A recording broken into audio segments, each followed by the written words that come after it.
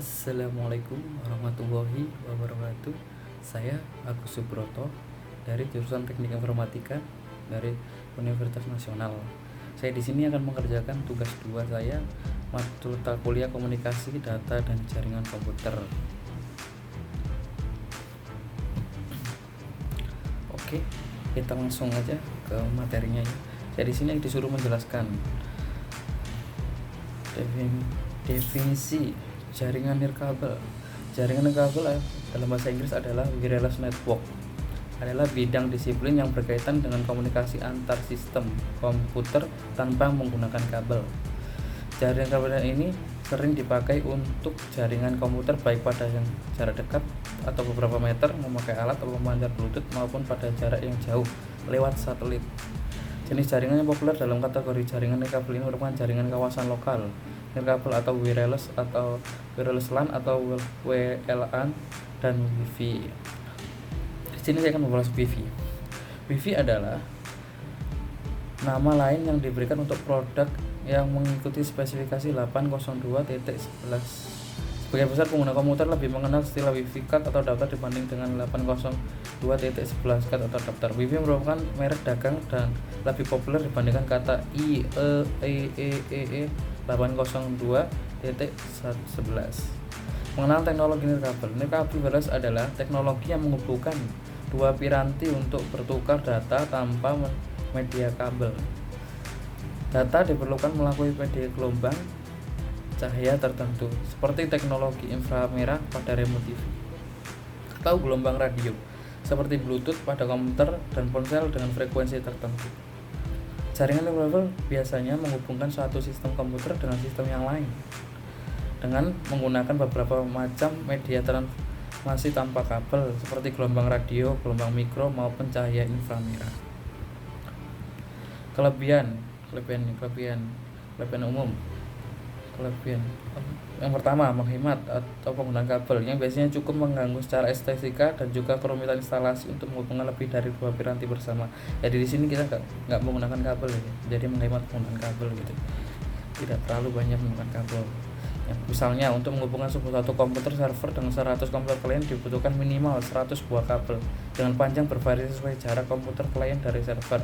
Jika kabel-kabel ini tidak melalui jalur khusus yang ditutupi seperti kabel tray atau conduit, hal ini dapat mengganggu pemandangan mata atau interior suatu bangunan. Pemandangan tidak sedap ini tidak ditemui pada hubungan antara piranti berteknologi nirkabel.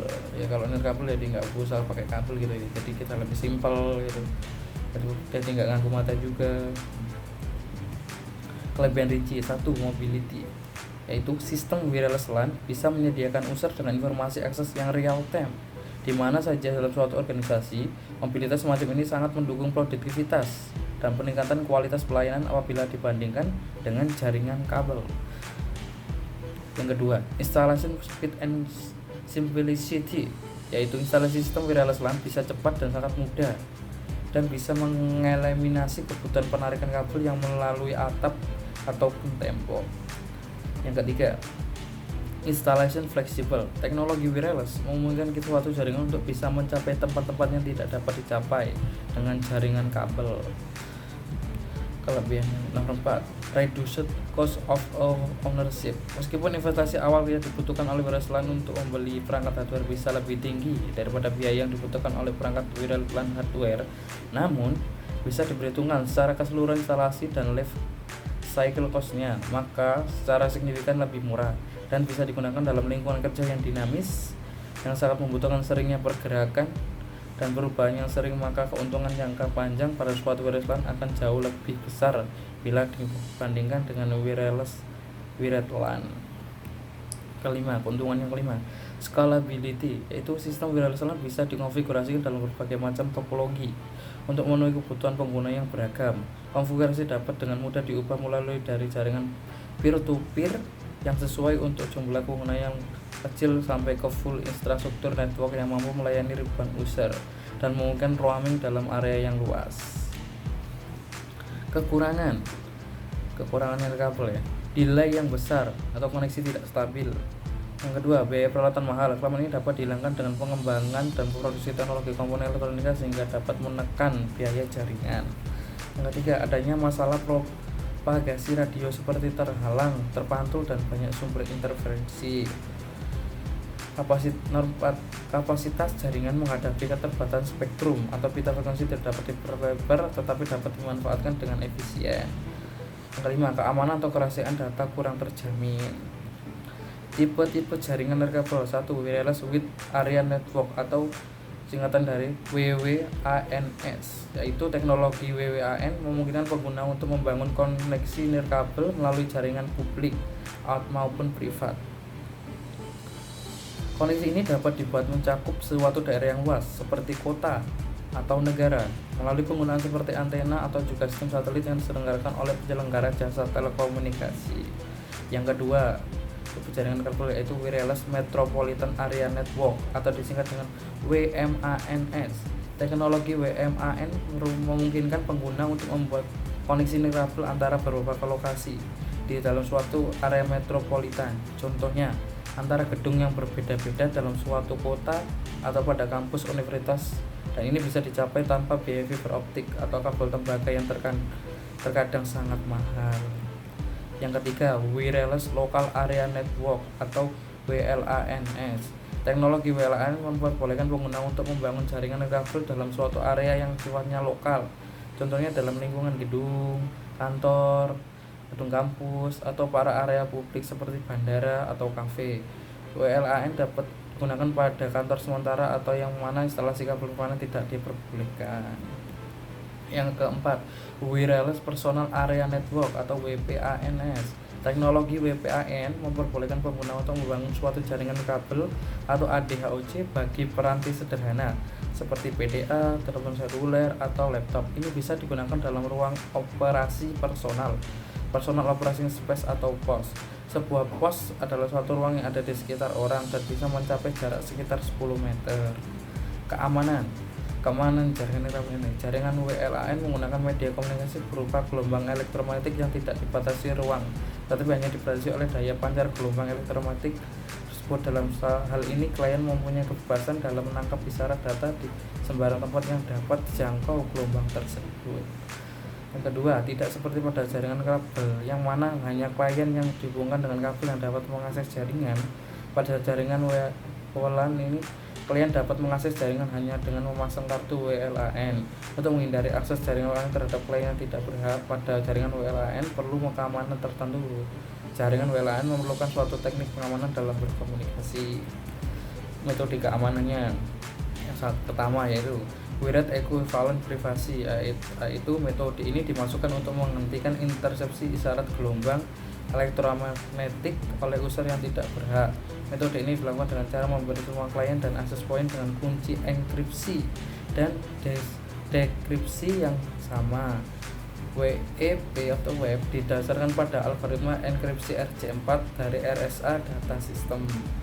Yang kedua, SSID atau Service Set Identifier, yaitu metode ini dilakukan dengan cara memberi suatu SSD yang berlaku sebagai password sederhana yang memungkinkan suatu jaringan WLAN dipisahkan dalam beberapa network yang berbeda.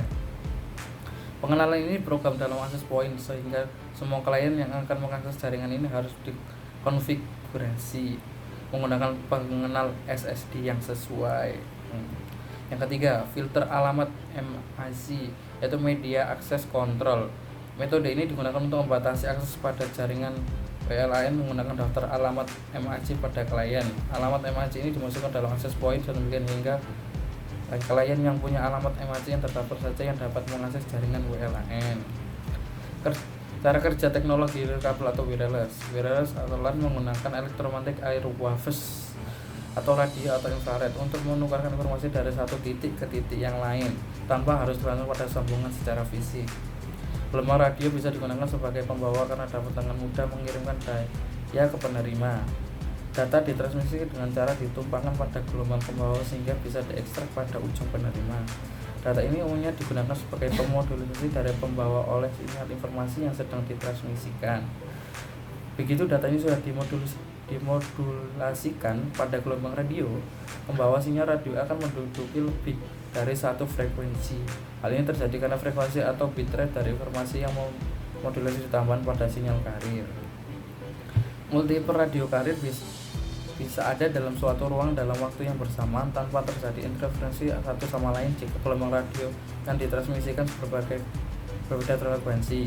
Untuk mengekstrak data radio penerima diatur dalam satu frekuensi dan penolak frekuensi yang lain. Selanjutnya, pada konfigurasi wireless LAN tertentu, transmitter atau receiver device biasa disebut access point, terhubung pada jaringan kabel dari lokasi yang fix menggunakan kabel standar. Sebuah access point bisa mensupport sejumlah grup kecil dari user dan bisa dipakai dalam jarak berapa puluh meter. Access point biasanya diletakkan pada tempat yang tinggi, tapi dapat juga diletakkan di mana saja untuk mendapatkan cukup cakupan yang dikehendaki. End user akses wireless LAN menggunakan wireless LAN adapter biasa terdapat pada PC card, pada notebook atau palm komputer, atau sebagai card dalam desktop komputer, atau terintegrasi dalam handheld komputer. Ini topologi nih, gambarnya gini. Yang pertama ad hoc atau independent basic service set atau IBS, gambarnya seperti ini. Yang kedua mode adapter atau P2P.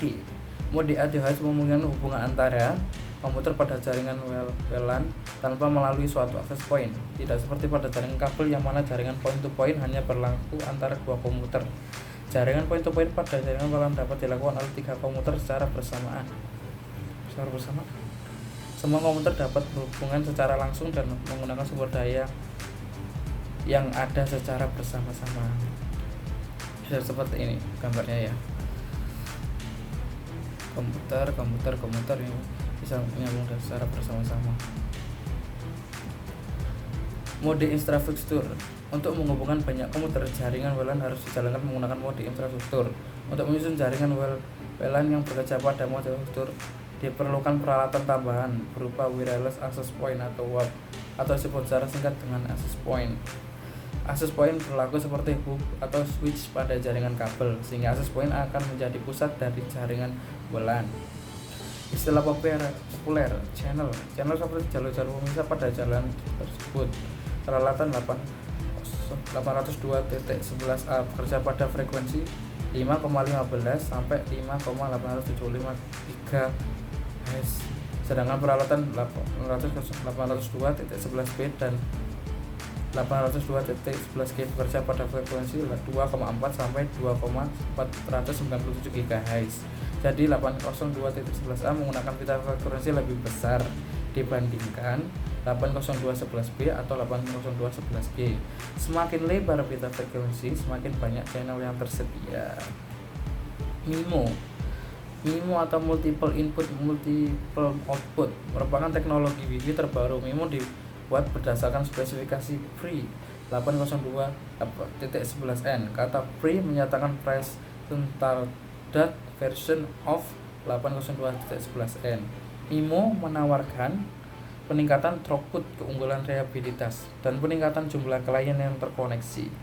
Daya tembus MIMO terdapat penghalang lebih baik. Selain itu, jangkauan lebih luas sehingga Anda dapat menempatkan laptop atau klien Wi-Fi sesuka hati.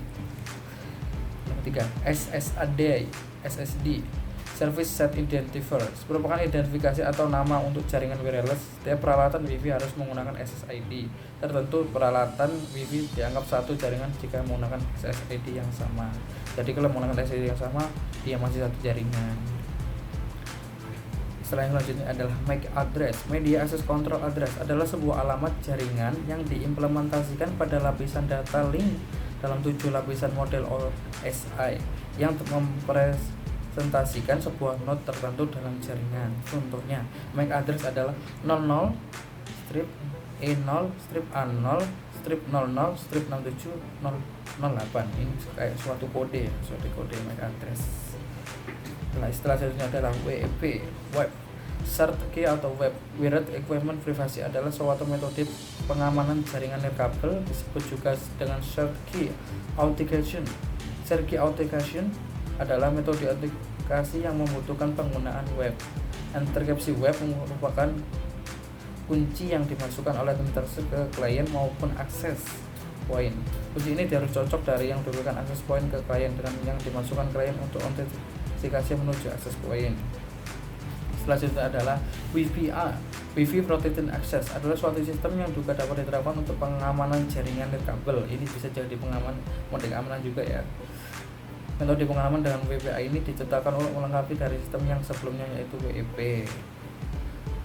Selanjutnya adalah WPFSK. WPFSK Wi-Fi Protected Access Process A adalah pengamanan jaringan nirkabel dengan menggunakan metode WPFSK jika tidak ada authentication server yang digunakan. Dengan demikian, access point dapat dihilangkan dengan mode WPA tanpa menggunakan bantuan komputer lain sebagai server. Cara konfigurasinya juga cukup sederhana. Nah, contoh teknologi nirkabel yang pertama adalah inframerah. Adalah radiasi elektromagnetik dari panjang gelombang lebih panjang dari cahaya tampak, tetapi lebih pendek dari radiasi gelombang radio. Jadi secara simpel gini, radiasi elektromagnetik lebih panjang daripada cahaya yang tampak. Jadi radio elektromagnetiknya lebih panjang dari cahaya yang nampak ini, tetapi lebih pendek dari radiasi gelombang radionya. Namanya berarti bawah atau merah, dari bahasa Latin infra atau bawah. Merah merupakan warna dari cahaya tampak dengan gelombang terpanjangnya. Warna dari cahaya ini warna merah ya. Radiasi inframerah memiliki jangkauan 3 atau order, memiliki panjang gelombang antara 700 nanometer dan 1 mm. Inframerah ditemukan secara tidak sengaja oleh Sir William Herschel, astronom kerajaan Inggris, ketika dia sedang mengadakan penelitian mencari bahan penyaring optik yang digunakan untuk mengurangi kecerahan gambar matahari dalam tata surya teleskop. Yang kedua contohnya adalah Bluetooth. Bluetooth adalah spesifikasi industri untuk jaringan kawasan pribadi atau personal area network atau PAN tanpa kabel. Bluetooth menghubungkan dan dapat dipakai untuk melakukan tukar-menukar informasi di antara peralatan-peralatan. Spesifik dari peralatan Bluetooth ini dikembangkan dan didistribusikan oleh kelompok Bluetooth Special Internet Group. Contoh selanjutnya adalah LAN. LAN nirkabel atau bahasa Inggrisnya wireless LAN adalah suatu jaringan area lokal nirkabel yang menggunakan gelombang radio sebagai media transmisinya. Link terakhir yang digunakan adalah nirkabel untuk memberi sebuah koneksi jaringan ke seluruh pengguna dalam area sekitar. Area dapat beranjak dari ruangan tunggal ke seluruh kampus. Tulang punggung jaringan biasanya menggunakan kabel dengan satu atau lebih titik akses jaringan menyambungkan pengguna kabel ke jaringan berkabel. Kemajuan teknologi keyboard dan mouse nih. Ini kan mouse kan sekarang bisa dengan pakai Bluetooth ya. Terus keyboard juga bisa. Ini juga bisa wireless. Bisa menghubungkan PC atau dengan speaker apapun itu dengan karena adanya kemajuan wireless. Oke, sekian tugas presentasi saya. Bila ada kata-kata yang salah, saya mohon maaf. Semoga nilainya masukkan. Assalamualaikum warahmatullahi wabarakatuh.